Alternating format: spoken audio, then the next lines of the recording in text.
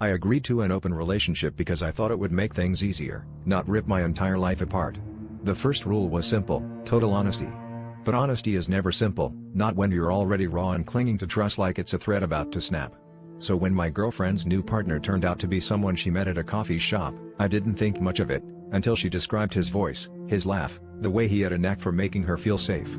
It sounded familiar, but I brushed it off as paranoia. 2 weeks later, I walked into my therapist's office, ready to talk about my jealous nightmares. He looked up, startled, and for a split second, his face went blank before he slid on that professional mask. The session was weirdly tense, like there was a third person in the room. He asked about my relationship, and I told him we'd opened things up. He asked if I was struggling with it, and I said yes, but I trusted both people involved. He almost smiled at that, then quickly changed the subject. The next evening, my girlfriend came home late, hair messy, lips swollen. She had that look, half guilty, half thrilled. I asked her straight out if she'd been with him, and she nodded, then started to cry.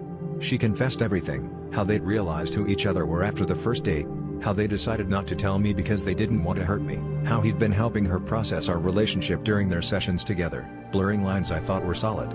I felt sick, betrayed by both the person I loved and the person I paid to help me untangle my head. I confronted my therapist the next day, and he just sat there, hands folded, telling me he developed feelings he couldn't ignore. He offered to refer me to someone else, like that would fix anything.